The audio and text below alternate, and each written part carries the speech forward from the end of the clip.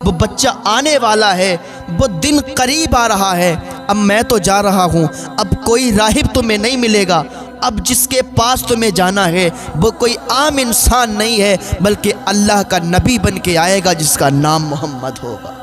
حضرت سلمان فارسی کی بھی عجب داستان ہے۔ حضرت سلمان فارسی بیان فرماتے ہیں اپنے ایمان لانے کے پہلے کا واقعہ، اگر دل سے سن لیں گے نا تو یقین مانیے آنسو روک نہیں پائیں گے، دل روئے گا آپ کا۔ میں نے جب یہ پڑھا تھا، میں نے جب اس کا مطالعہ کیا تو میرے بھی آنسو نکل آئے۔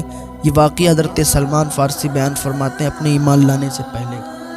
کہتے جب میں مجوسی تھا، میرا باپ بہت بڑا مجوسی تھا، میرا باپ مجھے میرے گھر سے باہر نہیں نکلنے دیا کرتا تھا، اس لیے کہ کہیں یہ ایمان نہ لے آئے، یہ کہیں پھر نہ جائے اپنے دین سے۔ میرا باپ مجھے میرے گھر میں ہی رکھتا تھا اور مجھے ہر چیز مہیا کرواتا تھا جو ضرورت کی ہوتی تھی۔ اس نے میرا کام لگا دیا تھا کہ آتش کدے میں آگ لگانے کا، آگ جلانے کا کام میرا دے دیا تھا۔ میں آگ جلایا کرتا تھا اور کھیتوں کا کام کیا کرتا تھا، لیکن باپ میرا مجھے اپنے ساتھ ہی رکھتا تھا۔ کھیت پر جاتا تھا تو مجھے اپنے ساتھ لے جاتا تھا، آتش کدے میں جاتا تھا مجھے اپنے ساتھ لے جایا کرتا تھا۔ لیکن ایک دن کیا ہوا، ایک دن میرا باپ کسی ضروری کام سے باہر چلا گیا اور مجھ سے کہہ گیا بیٹے تم آج کھیتوں پر چلے جانا اور اپنا کام کر کے سیدھے گھر چلے آنا۔ میں گیا، اکیلا گیا کھیتوں پر۔ حضرت سلمان فارسی بیان فرماتے ہیں اکیلا گیا کھیتوں پر، باپ میرے ساتھ نہیں تھا، باپ کسی کام سے مصروف تھا۔ میں جا رہا تھا کھیتوں پر، راستے میں میں نے دیکھا عیسائیوں کا عبادت خانہ، عیسائیوں کو عبادت کرتے ہوئے دیکھا۔ تو میں نے عیسائیوں کو عبادت کرتے ہوئے دیکھا تو ان کی عبادت مجھے اچھی لگی۔ وہ بالکل الگ طریقے سے عبادت کر رہے تھے، جو میری عبادت ہے اور ان کی عبادت، اس میں فرق بہت تھا، وہ الگ طریقے سے تھی۔ میں اس کو دیکھتے ہی مجھے اچھا لگنے لگا، میں وہاں پر دیکھنے لگا کھڑے ہو کر۔ پھر کیا ہوا، حضرت سلمان فارسی بیان فرماتے ہیں کہ میں شام تک وہیں رہا، میں نے شام تک وہیں دیکھا عبادت خانے میں کچھ لوگ عبادت کر رہے ہیں، آ رہے ہیں جا رہے ہیں، عبادت کر رہے ہیں۔ ادھر ان کا باپ بھی کام نپٹا کر گھر پہ آ گیا۔ جب بیٹے کو گھر پہ نہیں پایا، گھر پر بیٹا موجود نہیں، تو انہوں نے پھر اپنے کچھ لوگوں کو ڈھونڈنے کے لیے لگا دیا کہ ہے میرا بیٹا گم ہو گیا، میرا بیٹا کہاں چلا گیا۔ ان کو بڑا تکلیف ہوئی، انہوں نے کئی لوگوں کو ڈھونڈنے پر لگا دیا۔ لیکن سلمان فارسی فرماتے ہیں کہ میں پھر واپس چلا گیا گھر پہ۔ جیسے ہی گھر پہ پہنچا، میرے باپ نے مجھے آگے بڑھ کے سینے سے لگا لیا، بیٹا تو کہاں گیا تھا؟ میں تو تجھے بہت ڈھونڈوا رہا تھا، میں تو بہت پریشان ہو گیا تھا، مجھے تکلیف ہو رہی تھی، اور تو کہاں چلا گیا تھا؟ میرا دل دھڑک رہا تھا، میں بے چین ہو رہا تھا، بیٹا مجھ سے جدا مت ہوا کر، تو گھر سے مت جایا کر، تو کوئی کام کرنے کے لیے نہیں جائے گا بیٹے۔ سلمان فارسی کہتے ہیں میں نے کہا ابا میں گیا تھا نا، راستے میں میں نے ایک عبادت خانہ دیکھا جو عیسائیوں کا عبادت خانہ تھا۔ اس عبادت خانے میں لوگ عبادت کر رہے تھے، عیسائی نماز پڑھ رہے تھے، وہ مجھے الگ طریقے کی نماز لگ رہی تھی، الگ طریقے کی عبادت لگ رہی تھی، مجھے بہت اچھا لگ رہا تھا۔ مجھے ایسا لگتا ہے کہ میرے دین سے بہتر ان کا دین ہے۔ اس کے باپ نے سمجھ لیا کہ لگ رہا ہے اس پر اثر پڑ گیا ہے۔ اس کا باپ کہنے لگا بیٹا مجوسیت ہی سب سے اچھا دین ہے، اور مجوسیت سے کبھی مت پھرنا، اور ان کا دین بہتر نہیں ہے۔ لیکن سلمان فارسی کہتے ہیں میں نے کہا بابا ان کا ہی دین مجھے بہتر لگا، میں نے ان کی نماز، ان کی عبادت بالکل الگ پائی، بابا مجھے مجوسی سے اچھا ان کا دین لگا۔ حضرت سلمان فارسی کو اس کے باپ نے بیڑیاں لگا دی، کہا یہ جو ہے بگڑ نہ جائے تو گھر سے باہر نہ نکل پائے، بیڑیاں ڈال دی پیر میں، اور کہا سلمان اب گھر سے باہر جانے کی ضرورت نہیں ہے، تم بگڑنے لگے ہو اور مجھے ڈر ہے کہیں تم عیسائیت کو قبول نہ کر لو، عیسائیت اپنا نہ لو، عیسائیت دھرم میں نہ چلے جاؤ، اسی لیے تمہارے پیروں میں بیڑیاں ڈال رہا ہوں۔ حضرت سلمان فارسی بیان فرماتے ہیں میرے باپ نے میرے پیروں میں بیڑیاں ڈال دیں، بیڑیاں پڑ گئیں۔ لیکن میں اس عبادت خانے کے راہب سے ملا تھا، میں نے اس سے پوچھا تھا مجھے یہ بتاؤ تمہاری مین جگہ کہاں ہے؟ اس نے کہا تھا ملک شام میں۔ جب میرے باپ نے میرے پیروں میں بیڑیاں ڈالیں تو میں نے کسی ذریعے سے اس تک یہ خط پہنچایا کہ جب ملک شام کوئی قافلہ جائے تو مجھے ضرور بتانا، یا ملک شام سے کوئی قافلہ آئے تو مجھے ضرور بتانا۔ کچھ ہی دنوں میں ملک شام سے قافلہ آ گیا، اس نے مجھے خط پہنچایا کہ ملک شام سے قافلہ آیا ہے، وہ کچھ ہی دنوں میں جانے والا ہے، اگر جاؤ تو آ جانا۔ حضرت سلمان فارسی بیان فرماتے ہیں کہ جیسے ہی مجھے خط ملا، میں نے کسی طریقے سے اپنے پیروں کی بیڑیاں ہٹائیں اور چھپتے چھپتے وہاں سے نکلا، اپنے باپ کی قید سے باہر نکلا اور اس قافلے میں شریک ہو گیا۔ اس قافلے کے ساتھ چلتا رہا، ملک شام پہنچ گیا۔ جب ملک شام پہنچا تو وہاں ایک عبادت خانے میں پہنچا، ایک جگہ پہنچا، وہاں کے لوگوں سے میں نے پوچھا کہ یہاں سب سے بڑا راہب کون ہے، سب سے بڑا عیسائیت کو ماننے والا اور اس پر عمل کر کے چلنے والا کون ہے؟ تو لوگوں نے بتایا فلاں راہب ہے، فلاں جگہ چلے جائیں۔ میں اس جگہ کو تلاش کرتے کرتے اس جگہ پہنچا، واقعی جیسا لوگوں نے اس کے تعلق سے بتایا تھا وہ راہب ویسا ہی تھا۔ میں اس کی بارگاہ میں پہنچا، میں نے کہا مجھے عیسائیت قبول کرنا ہے اور مجھے اپنے دین کے بارے میں بتاؤ، میں آپ کے پاس رہنا چاہتا ہوں، آپ کی خدمت کرنا چاہتا ہوں، مجھے اپنے دین کے بارے میں آپ بتاتے رہنا، میں آپ کی خدمت میں لگا رہوں گا۔ راہب نے کہا اچھی بات ہے، تم یہاں رہو اور خدمت کرو اور میں تمہیں عیسائیت کے بارے میں بتاتا رہوں گا، میں تمہیں نصرانیت کے بارے میں بتاتا رہوں گا۔ حضرت سلمان فارسی بیان فرماتے ہیں کہ میں وہاں رہنے لگا، لیکن وہ راہب پھر مجھے اچھا نہیں لگا، اس لیے وہ لوگوں سے مال اکٹھا کر لیتا تھا، جو صدقہ وغیرہ خیرات آتی تھی وہ اکٹھا کر لیتا تھا، بجائے غریبوں میں تقسیم کرنے کے وہ اپنا مال جمع کرتا تھا، وہ الگ چھپا کے رکھ دیا کرتا تھا، غریبوں کے حق کو ان تک نہیں پہنچاتا تھا، غریبوں میں تقسیم نہیں کیا کرتا تھا، تو اسی وجہ سے وہ مجھے اچھا نہیں لگتا تھا۔ لوگ اسے بہت بڑا سمجھتے تھے، لوگوں کو اس کی حقیقت نہیں معلوم تھی۔ جب وہ مر گیا، لوگ آئے اس کو دفن کرنے کے لیے، تو میں نے کہا کہ تم لوگ اس کو بہت بڑا سمجھتے ہو، لیکن یہ بہت بیکار انسان ہے، بہت خراب انسان ہے، لوگوں کو لوٹنے والا انسان ہے، غریبوں کا حق مارنے والا انسان ہے۔ لوگوں نے کہا تم کیا کہہ رہے ہو؟ کہا میں سچ کہہ رہا ہوں، اگر جاننا چاہتے ہو تو میرے ساتھ آ جاؤ۔ حضرت سلمان فارسی بیان فرماتے میں ان کو لے کے گیا اس جگہ پر جہاں اس نے سونے کو چھپا رکھا تھا، گھڑوں میں سونا بھر کے رکھا تھا۔ لوگوں نے جیسے ہی دیکھا کہ بہت سارے گھڑے، بہت سارا سونا رکھا ہوا ہے، بہت سارا مال و دولت ہے، تو لوگ یہ سمجھ گئے کہ واقعی یہ بہت برا انسان تھا۔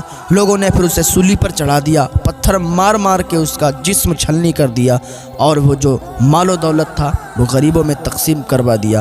اب وہاں پر دوسرے راہب کو رکھا گیا، اس عبادت خانے میں دوسرا راہب آ گیا، وہ واقعی بہت اچھا تھا۔ جب وہ مر گیا، جب اس کا انتقال ہو گیا، تو حضرت سلمان فارسی بیان فرماتے میں نے اس سے پوچھا کہ اب میں کس کے پاس جاؤں؟ اس کا انتقال ہونے سے پہلے سلمان فارسی نے پوچھا اب میں کس کے پاس جاؤں، کہاں جاؤں جو بہت اچھا راہب ہو، جو واقعی نیک ہو، جو واقعی لوگوں کا حق مارنے والا نہ ہو۔ اس راہب نے مجھے ایک جگہ کا پتہ دیا اور کہا وہاں چلے جاؤ، میری نظر میں اس سے بہتر کوئی راہب نہیں ہے۔ میں وہاں سے روانہ ہوا اور اس جگہ پہنچا جہاں اس راہب نے مجھے بتایا تھا۔ اس راہب کے پاس جیسے ہی پہنچا نا، تو واقعی وہ مجھے ویسا ہی ملا جیسا اس نے بتایا تھا۔ اس کی خدمت میں لگ گیا، اس سے نصرانیت کے بارے میں پوچھتا تھا، وہ مجھے بتاتا تھا، ایک ایک بات مجھے بتاتا تھا، میں اس کی خدمت میں لگا رہتا تھا۔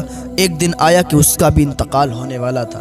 میں نے اس سے پوچھا کہ اب مجھے کہاں جانا چاہیے، تو اس نے کہا کہ فلاں جگہ ایک راہب ہے جو بہت ہی اچھا راہب ہے، اور اس کے علاوہ اور کوئی ایسا راہب نہیں ہے جو تم جس کے پاس جاؤ جو نیک ہو۔ تو میں اس کے کہنے پر اس کا انتقال ہو گیا، اس کے بعد میں اس راہب کے پاس گیا۔ اس طریقے سے میں راہبوں کے پاس جاتا رہا، اس راہب کے پاس گیا، اس کی خدمت میں رہا، باقی وہ ویسا ہی پایا جیسا اس نے بتایا تھا، لیکن اس راہب کا بھی تھوڑے دنوں کے بعد انتقال ہونے والا تھا۔ وہ آخری راہب تھا میری اس زندگی میں۔ تو میں نے اس راہب سے پوچھا کہ حضور مجھے اب بتائیے کہ اب مجھے کہاں جانا چاہیے۔ اس راہب نے کہا اس دنیا میں اب میری نظروں میں کوئی ایسا راہب نہیں ہے جس کے پاس تم جاؤ، جس کے پاس تم جا کے رہو، جس کی تم خدمت کرو، لیکن ہاں اب تم کسی راہب کے پاس مت جاؤ۔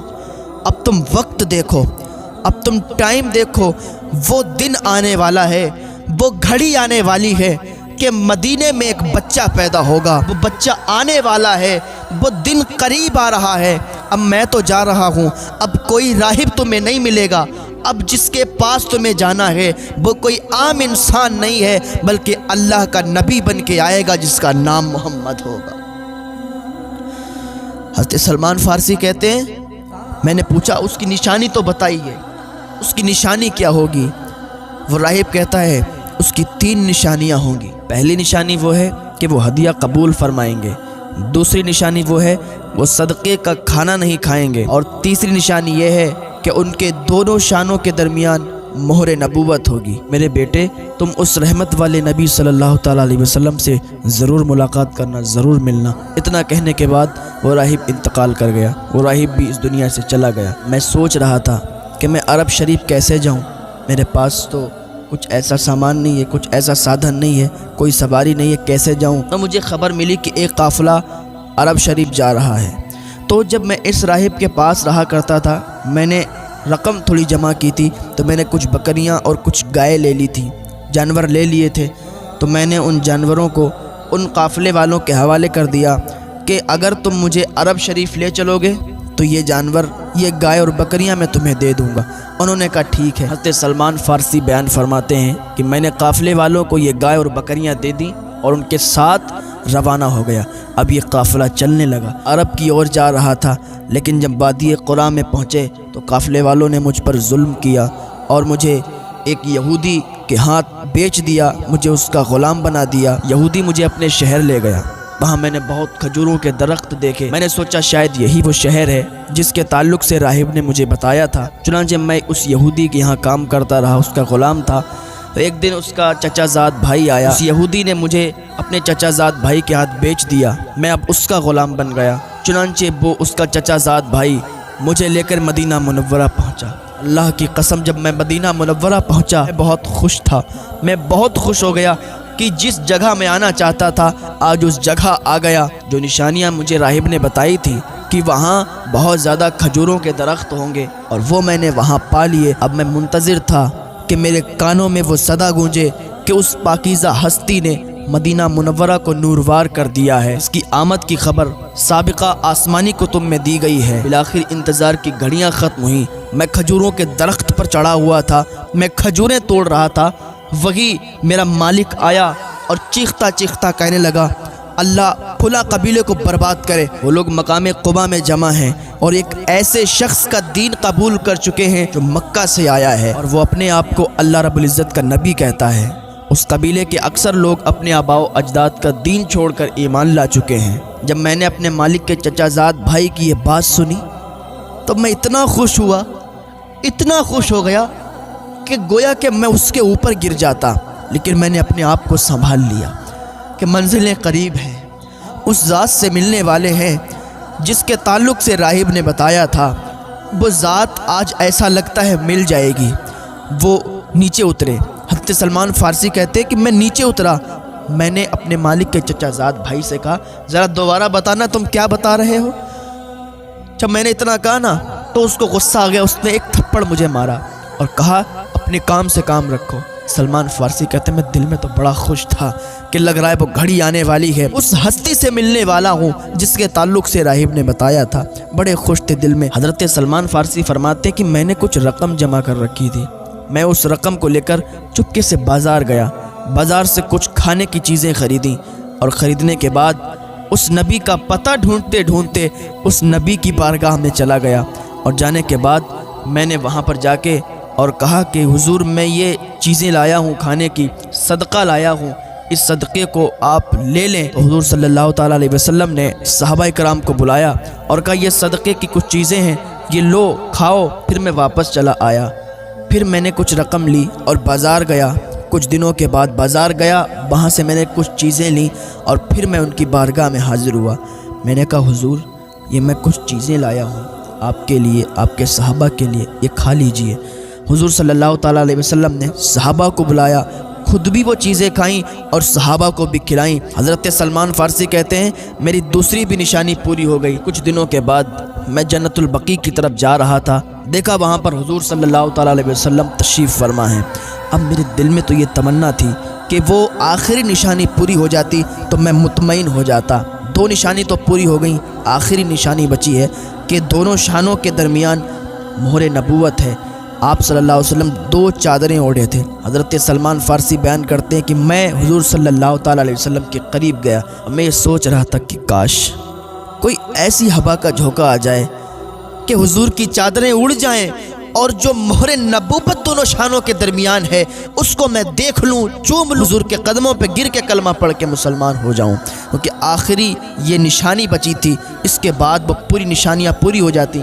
حضور نے ان کے دل کا حال جان لیا، دونوں چادروں کو پھینک دیا، سلمان دیکھ لے، تو آخری نشانی پوری کرنے کے لیے آیا ہے، وہ آخری نشانی پوری کر لے۔ حضرت سلمان فارسی نے دیکھا دونوں شانوں کے درمیان مہر نبوت تھی۔ سلمان فارسی نے جیسے ہی مہر نبوت کو دیکھا آگے بڑھے، مہر نبوت کو چومنے لگے، چپٹ گئے، چومنے لگے۔ سرکار صلی اللہ تعالیٰ علیہ وسلم نے فرمایا سلمان بس کرو۔ سلمان فارسی قدموں پہ گر گیا، یا رسول اللہ کلمہ پڑھا کے مسلمان کر لیجئے، یا رسول اللہ کلمہ پڑھا کے مسلمان کر لیجئے۔ بڑا انتظار دیکھا یا رسول اللہ،